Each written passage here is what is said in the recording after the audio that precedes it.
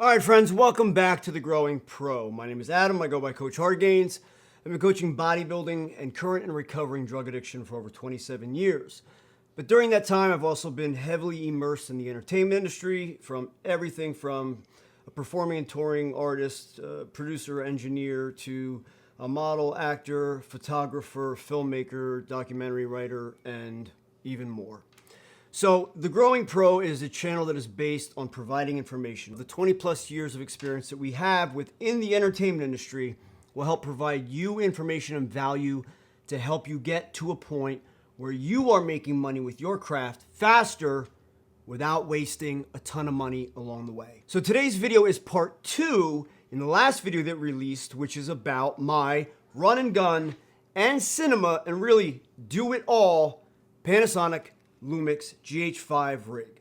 Now this rig is awesome. Dare I say, bad A. It really is. Because frankly, it can do anything I need. It does it well, better than well. It does it great. That's the truth. If you learn this rig inside and out, if you learn its capabilities, it can do anything you need, even now in 2025. And so I want you to understand something. You don't need 12K. You don't even need 6K. Unless you're doing a lot of punching in and really trying to get into detail, you don't need 6K. 4K is sufficient. I do a lot of run and gun work. So I am literally running with a camera in my hands. Oftentimes that is with this, my Sigma FP run and gun rig, which weighs practically nothing. Even with our new Sigma 17-40 on it right here, this thing is like a baseball. I could toss it.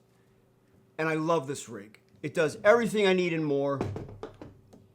But so does this brick of a GH5, which weighs twice as much, but it does every single thing I need and more. And it does it well.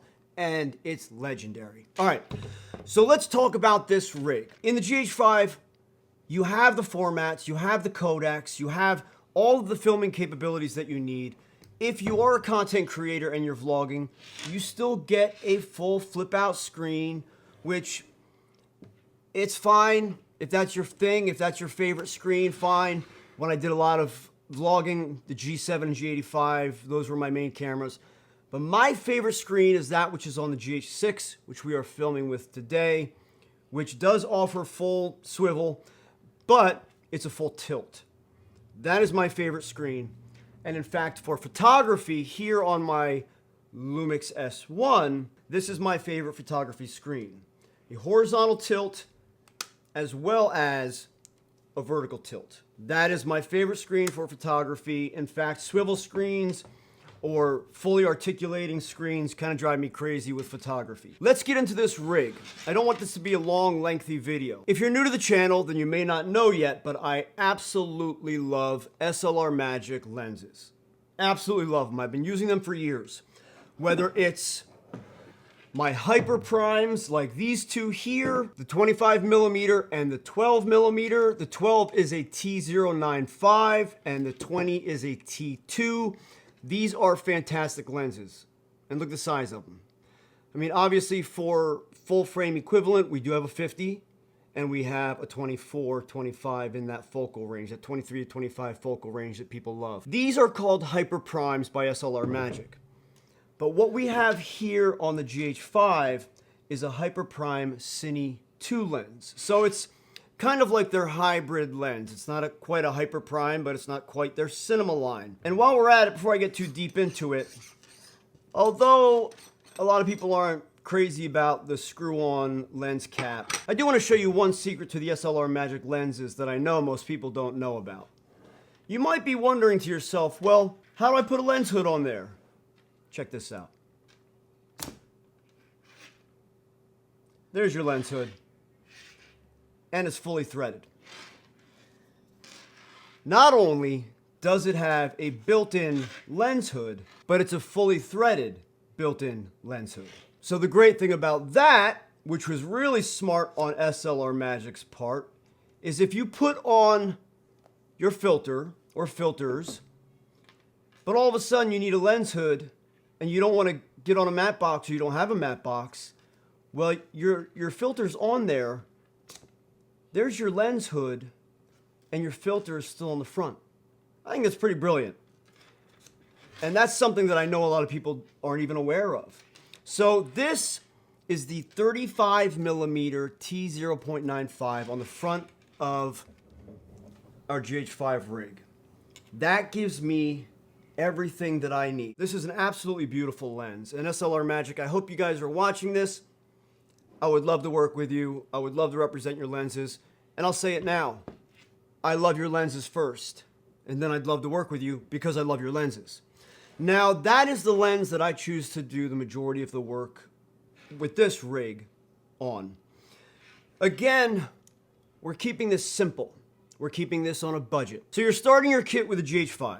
That to me is the best place for any new filmmaker or any new content creator to start with, a GH5. It gives you variable frame rates, gives you 4K, gives you all the slow motion you want. It gives you custom settings, it gives you amazing IBIS, and so much more, okay?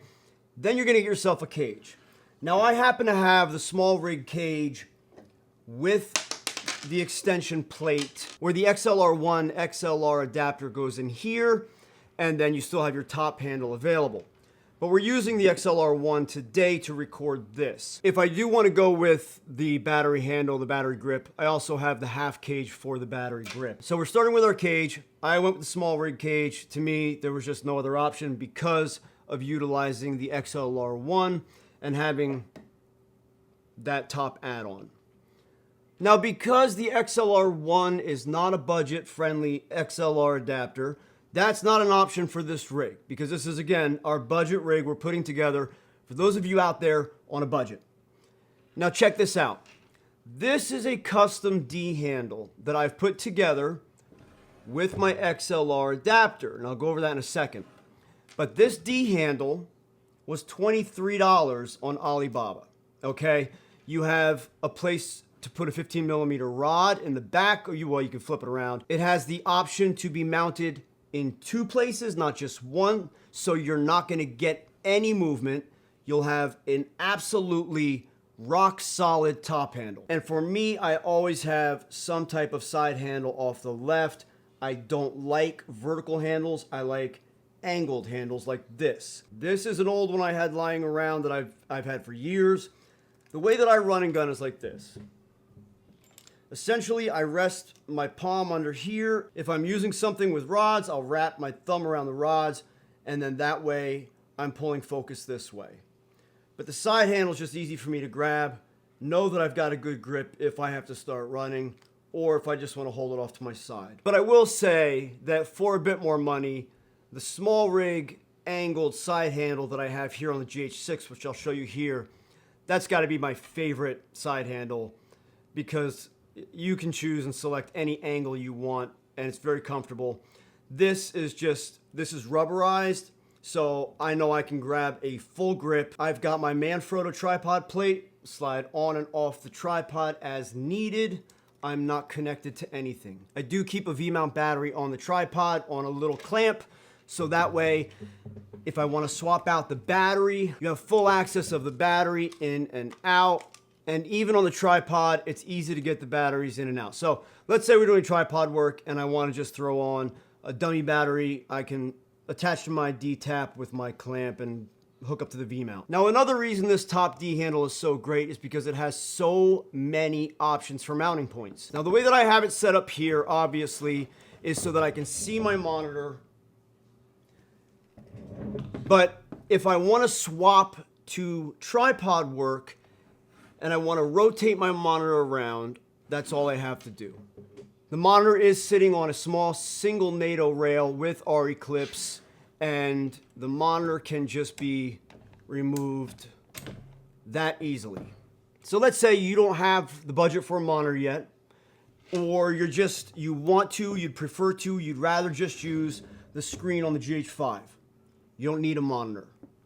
Okay, and your D handle is wide open like that.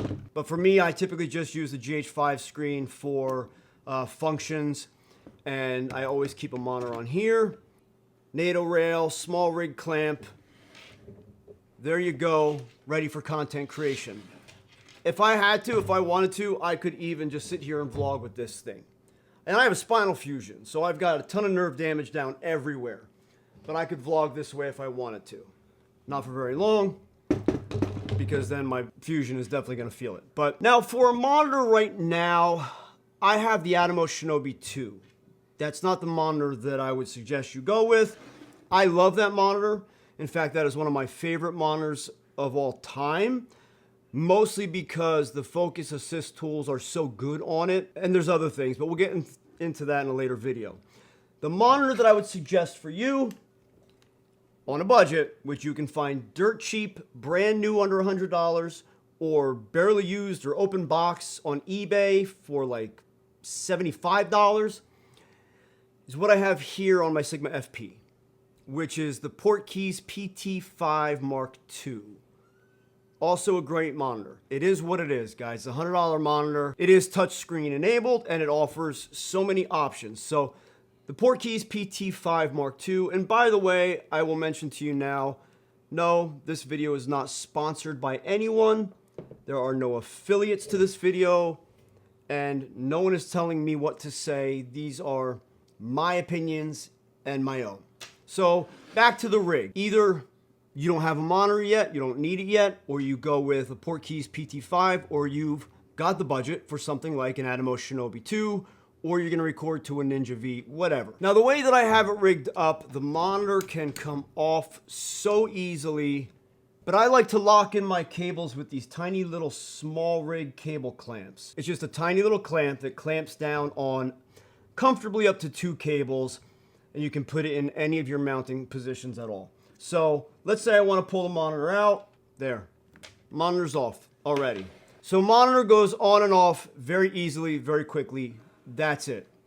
Now, audio. Let's talk about audio. Now, if you look through our playlist, we have done an audio comparison video. I'm a professional audio engineer of over 20 years. I've had the fortune to be able to record in very high-end studios using some of the most expensive microphones on the earth. I'm quite particular about audio, but not just audio. It comes down to the preamps that are feeding the audio. Now, the in-camera preamps on the GH5 are horrible, just like with most DSLR cameras. So you definitely want external preamps. Now, this is the Beachtech DXA Micro Pro. This offers 2 channels, stereo, 1 XLR input. You also have a headphone jack with its own headphone control. You have 48 volt phantom power to each channel, and the preamps on this unit are great. They're high quality, low noise, and very smooth sounding. The audio can sound so good just coming out of these preamps. Okay, now the downside to this particular model of the Beachtech, the DXA Micro Pro, is that it's powered by a 9 volt battery, which is why I keep a bag of rechargeable 9 volts around. But the Micro Pro Plus and the Micro Pro Max are both USB chargeable, and they will hold their charge apparently to like up to 10 hours. So if you got a little bit more money, go with those. If you don't, go with this, because you can find them dirt cheap, $40 at most on eBay. And for an XLR adapter with an actual XLR input and great preamps, that's killer. So I have that right on the front of my D handle, and it's just going directly through the 1/8 inch TRS jack on the GH5. Now for audio, this is where I get particular. Even if I wanted to just use an external mic like this, like the Sennheiser MKE200, or something even cheaper budget, like the Comica VM10 Mark 1 or Mark 2, I've had them both and they're both good. I would never plug this directly into the GH5. Even if I'm using just an external onboard mic like this, I'm always going to plug my mic into my preamp, into my Beachtech or whatever unit I decide to use as a preamp. Then the Beachtech will plug into the GH5 or the DSLR camera that I'm using. Now this, I have a tiny little relocating arm. I can put this anywhere I want on the camera, on the handle. I'm just putting it here for example's sake so that you can see it easily. The microphone just mounts directly there. And it's plugged in. and I can still run and get ambient noise. I mean, there's literally like dozens and dozens of different relocating options for this. You can do whatever you want, but that is one option, and it's a cheap option. And that's what we're talking about, a cheap option. Now, because I have my Beach Tech with an XLR input, I can also utilize an XLR shotgun mic. So whatever XLR mic you choose to use, you can mount anywhere you want and just go right into the Beach Tech. Now that's ambient audio. Now you can also utilize an overhead shotgun mic if you're tripod mounted and go through the Beach Tech, or you can utilize a host of wireless audio sources.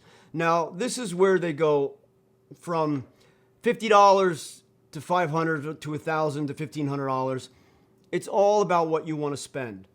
Now, the reason that I chose this for today's project or for today's example is because this is one of the oldest units that I've had. It's never given me any issues. It's always sounded great, and it's always been reliable. And that is the Technica Boom XD. Now, this is the receiver. The receiver just clips on here to the cold shoe of the Beach Tech, just like that. And on board right here, I have 2 transmitters ready to hand off. So I can take 2 transmitters, hand those off to 2 talent, and have them coming in either mono channels or stereo together, okay? But this Technica Boom XD wireless set right now on eBay, you can get for under $40. So again, we're breaking things down to affordability right now. And in my opinion, I can tell you with experience that this is a good setup that has never let me down, always sounded great, and it's cheap. And that's why I'm suggesting this to you, because the Technica Boom XD is a great unit and it's affordable. So that's pretty much it. Okay, that's the whole setup.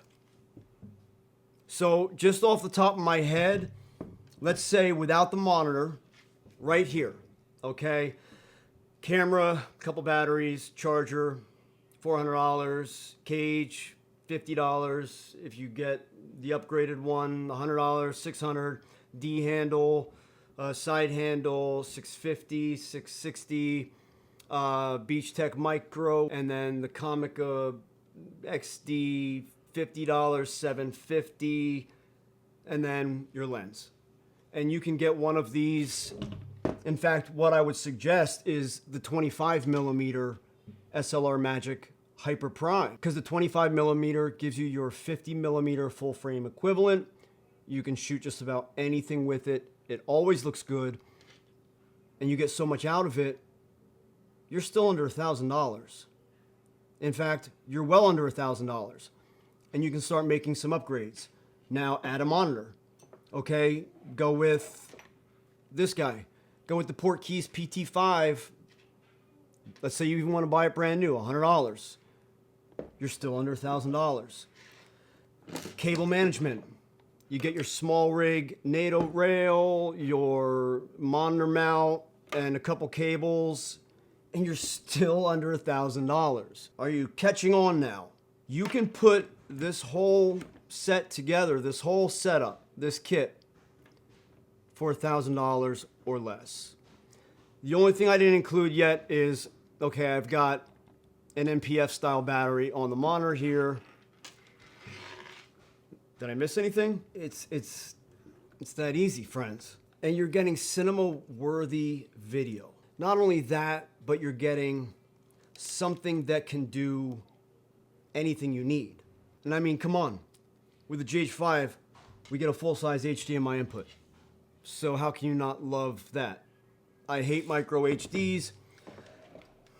Even on the Sigma FP, I always keep this small rig micro HDMI lock to full-size HDMI converter here, because I hate micro HDs, because whether it's the cable or the jack, something always goes wrong.